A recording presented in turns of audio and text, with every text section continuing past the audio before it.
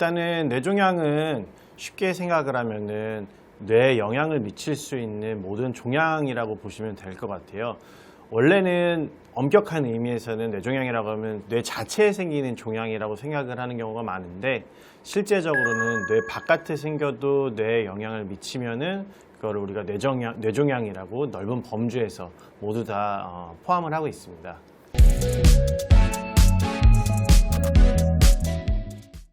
사실 환자분들 중이나 보호자분들 중에서 도대체 이게 왜 생겼는지 궁금해 하시는 분들이 참 많아요. 그래가지고 사실 외래에서도 설명드리기가 되게 어려운 부분이에요. 왜냐면은 뭐 우리가 흔히 알고 있기로는 암이라든지 이러면은 뭐 흡연, 음주 뭐 이런 것들이 영향을 미칠 거라고 보통 생각을 하고, 아니면 뭐 바이러스 이런 것들로 인해 가지고 원인이 될 거라고 생각을 하고 있는데, 사실 뇌종양 중에서 원인이 제대로 밝혀진 거는 거의 없다고 보시면 돼요. 그래서 제가 이제 저희 스승님이랑 회진을 돌 때도 항상 딱 환자분이 물어보시거나 그러면은 다 일관되게 잘 모른다고, 아직까지 밝혀진 건 하나도 없다고 보통 얘기를 해주셨어요. 그렇기 때문에 사실 이게 어떤 원인인지 모르기 때문에 치료에 집중을 하지 원인을 예방하는 쪽은 사실 아직까지도 연구가 깊이 이루어지지는 못하고 있습니다.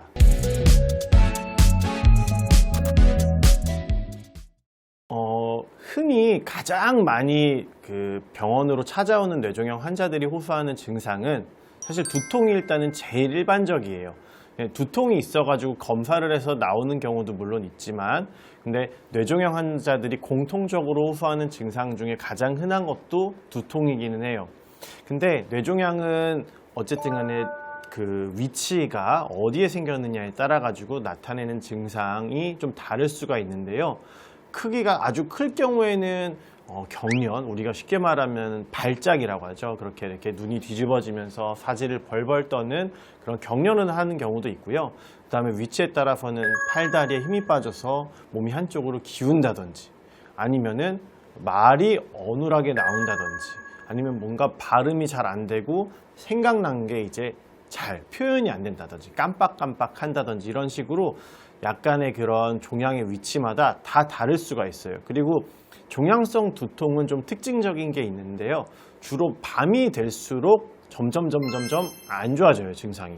그래서 제가 꼭 환자분한테 외래에서 여쭤보는 것 중에 하나는 혹시 자다가 머리가 너무 아파서 깬 적이 있는지를 꼭 여쭤보고요. 그 다음에 또 하나는 아침에 자고 일어났는데 머리가 아주 무겁게 불편한 느낌이 있다고 하면은 그거는 이제 뇌종양성 두통일 가능성이 조금이나마 있다고 저는 보통 생각을 하고 그렇게 말씀을 드립니다.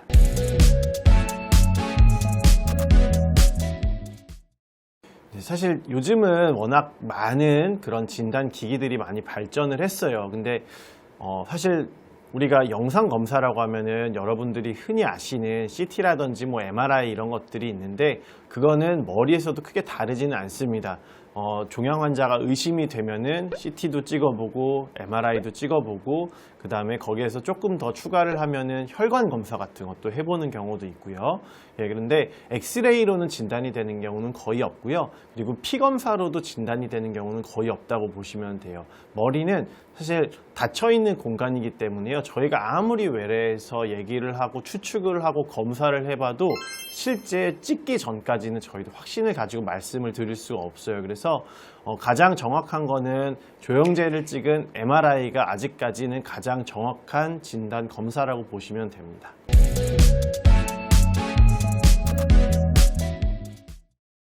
뇌종양은 일단은 이게 양성 종양이냐 악성 종양이냐에 따라서 치료하는 목적이라든지 방법이 좀 달라질 수가 있어요.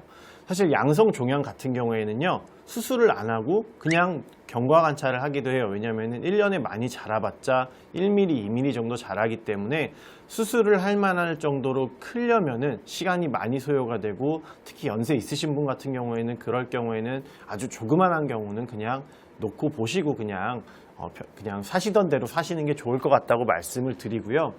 근데 이제 치료를 해야 되는 경우는 명확하죠. 크기가 처음부터 크다든지, 아니면은 증상이 뚜렷이 있다든지, 그리고 암이 의심이 된다든지 하면은 그럴 경우에는 반드시 처음에 외래를 내원하셨더라도 저희가 치료를 해야 된다고 말씀을 드려요. 그래서 치료 방법은 사실 원칙적으로 대부분의 뇌종양은 수술적 치료가 사실 첫 번째 손으로 꼽는 치료기는 합니다. 왜냐하면은 물리적으로 제거를 하는 게 가장 깔끔하기도 하고 가장 확실시 되는 부분이 있고, 그 다음에 더 앞서서는 조직 검사라는 개념이 들어가야 돼요. 그래서 우리가 MRI를 찍고 CT를 찍어도 우리가 확실하게 이건 뭐다라고 얘기를 못 드리는 것 중에 가장 큰 이유가, 아무리 내가 확신을 가지고 있어도 조직에서 의외의 결과가 나오는 경우가 정말 드물게 있어요. 정말 드물게. 양성 종양인 줄 알고 수술했는데 악성이 나오는 경우도 있고, 그 반대의 경우도 다 경험을 해봤거든요. 그렇기 때문에 조직을 얻을 겸 충분히 제거를 할 겸 해서 수술을 하는 게 일단은 대부분의 종양에 있어서는 1차적 치료고요. 종양의 크기가 작다든지 아니면 위치가 위험하다든지 아니면은 나이가 많으신 분들에 있어서는 저희가 방사선 치료라든지 방사선 수술을 권장하기도 해요. 다만 다른 점은 뭐냐면은 방사선 치료랑 방사선 수술은 우리가 실제로 열어서 하는 수술과는 다르게 즉각적인 효과는 없을 가능성이 있어요. 왜냐면은 이거는 세포에다가 방사선을 쐬가지고 세포가 자멸하기를 기다리는 거기 때문에 아무래도 치료 효과를 보려면은 짧게는 한 3개월, 길게는 한 2년까지도 우리가 보면서 서서히 종양이 줄어들지는 않는지 아니면 적어도 커지진 않는지 이런 것들을 보기도 합니다. 그래서 1번은 수술적 치료, 그 다음에 2번은 방사선 수술 혹은 방사선 치료가 있고요. 그 다음에 머리는 우리가 두뇌 자체는 사실 항암제가 잘 투과는 할 수가 없어요. 그래서 항암제, 우리가 쉽게 말하면 주사 치료하는 항암화학요법으로는 뇌종양을 치료하는 경우는 많지는 않습니다. 물론 가장 흔한 악성 종양인 교모세포종 같은 경우에는 수술적 치료와 항암화학 방사선 치료를 같이 병행하기도 하는데요. 일반적으로 그런 특수한 경우를 제외하고는 항암 치료를 머리에 있는 종양을 하는 경우는 아직까지는 많지 않습니다.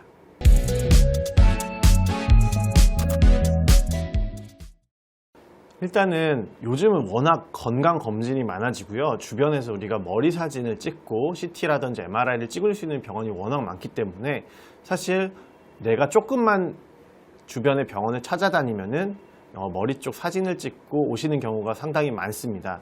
그러니까 검사가 많아지니까 예전에는 발견을 못하고 지나갔을 분들도 이제는 발견을 하고 찾아오시는 경우가 상당히 많고, 그럴 경우에 사실 실제적으로 꼭 치료가 필요한 경우는 많지 않은 경우가 대부분입니다. 그래서 우리가 수술을 결정하는 데 있어서 가장 중요한 인자는 종양의 위치, 크기, 그 다음에 이게 증상을 일으키는지, 그 다음에 악성이 의심되는지 이런 여러 가지 요건을 따져가지고 치료를 할지 말지를 결정을 하기 때문에요.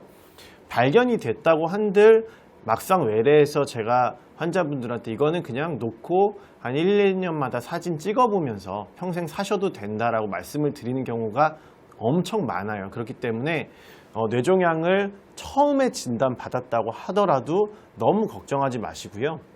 그 다음에 일단은 수술을 혹시 이제 하게 되었을 때 조직검사 결과가 나오기 전까지는 의사들도 뭐라고 이렇게 딱 말씀드리기가 되게 어려워요. 그렇기 때문에 미리 겁을 먹고 미리 막 초조해 하시면서 그렇게 걱정하실 필요는 없고요. 그 상황에 맞게 담당 의사와 주치의와 함께 계획된 그런 치료를 받으시면은, 요즘은 워낙 치료도 많이 발달됐고 수술기구도 워낙 좋아졌기 때문에요. 많은 예전보다는 훨씬 더 많이 생존율도 많이 올라가고 치료 효과도 훨씬 더 좋습니다. 그래가지고 일찍 낙심하실 필요 없기 때문에요. 주치의가 권장한 옵션, 그 다음에 충분한 설명을 들으시고 결정을 하시면 됩니다.